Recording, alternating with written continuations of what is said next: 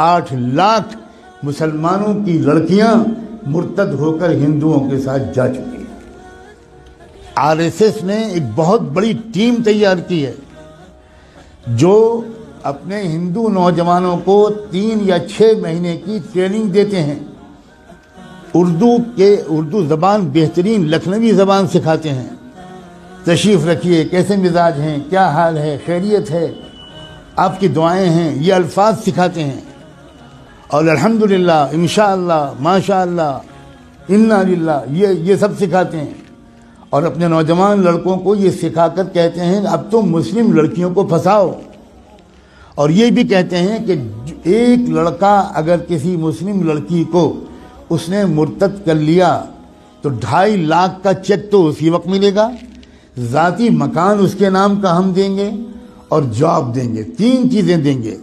بے روزگاری کے اس دور میں جس میں کہ کوئی جاب مل ہی نہیں رہا ہمارے نوجوانوں کو، وہ نوجوان، وہی غیر مسلم نوجوان سوچتے ہیں کہ بھئی دونوں ہاتھ میں لڈو ہیں، ہم تو ایک لڑکی کو اپنا بھی لیں گے، اس کو ادھرم بھی بنا دیں گے، اور پھر 2.5 لاکھ کا چیک بھی ملے گا، ذاتی مکان بھی ملے گا، اور اس کے بعد جاب بھی ملے گا۔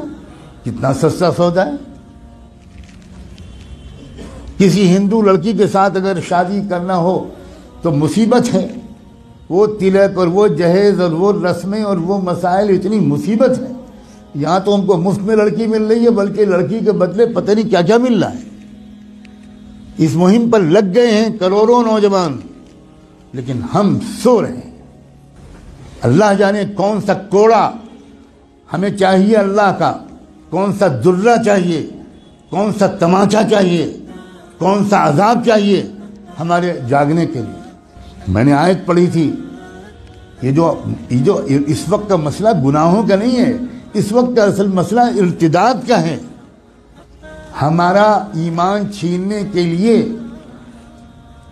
بلینز آف ڈالرز کے فنڈ ایلوکیٹ کیے گئے ہیں۔ ان پیسوں کا صرف ایک استعمال ہے، مسلمانوں کی جان اور مال لوٹنا۔ یہ بہت چھوٹا کام ہے۔ اب جو کام ہے وہ یہ کہ ایمان چھینو ان سے، ڈراؤ دھمکاؤ بھی، لالچ بھی دو۔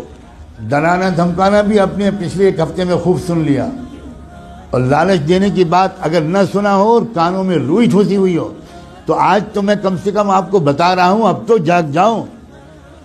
اپنے بچوں اور بچیوں کو کہاں پڑھوانا ہے اور کہاں نہیں پڑھوانا ابھی بھی سمجھ میں نہیں آئے گا۔ اکبر الہ آبادی جو الہ آباد ہائی کورٹ کے جج تھے، انہوں نے شعر کہا تھا، وہ کوئی مولانا نہیں تھے، وہ کوئی حاجی صاحب اور حافظ قرآن نہیں تھے، انگریزوں کے زمانے میں ہائی کورٹ کے جج تھے۔ انہوں نے یہ شعر کہا تھا، یوں قتل سے وہ بچوں کے بدنام نہ ہوتا، یوں قتل سے وہ بچوں کے بدنام نہ ہوتا، افسوس کہ فرعون کو کالج کی نہ سوچی۔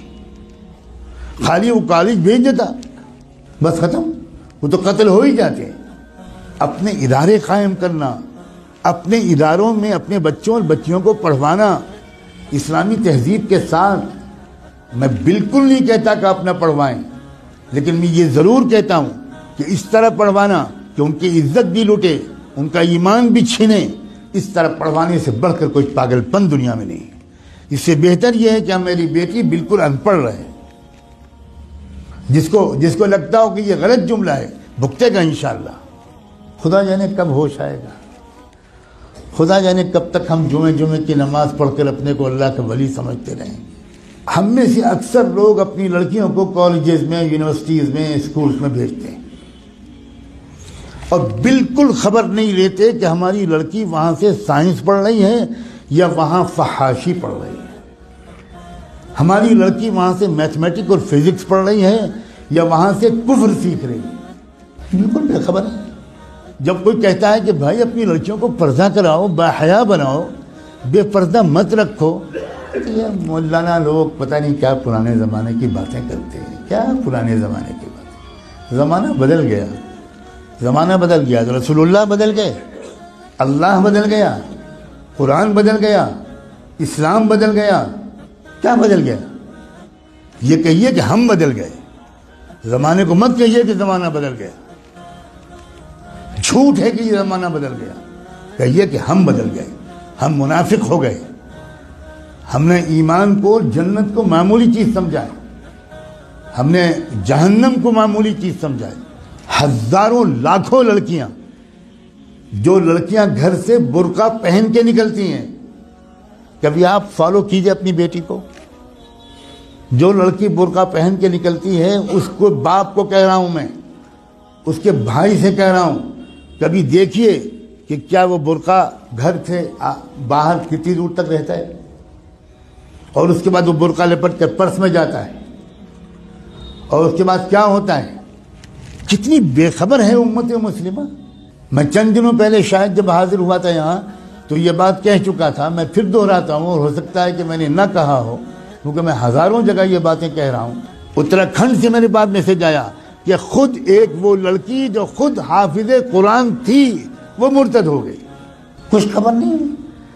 عجیب غریب قسم کی غفلت ہے ہم پر.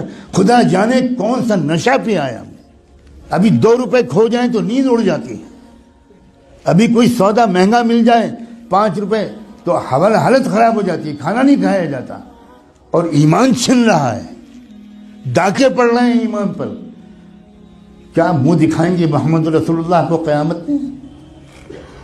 کیا ہوگا جس دن کی میزان لگے گی، اعمال تولے جائیں گے، جس دن حقیقت باہر آئے گی، اس وقت کیا ہوگا؟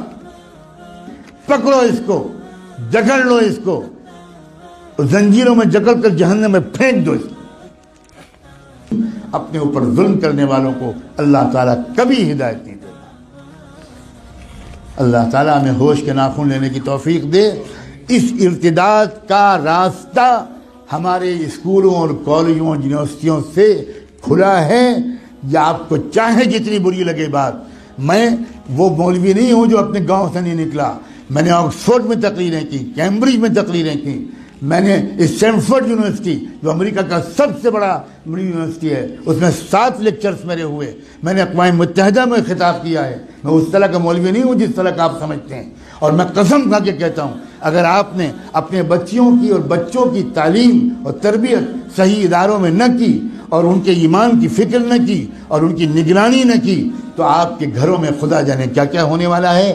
میں نے آج اپنی ذمہ داری اس مسجد کے اعتبار سے بالکل ادا کر دی. اب میں آپ سب کو، آپ کی نسلوں کو اللہ کے حوالے کرتا ہوں.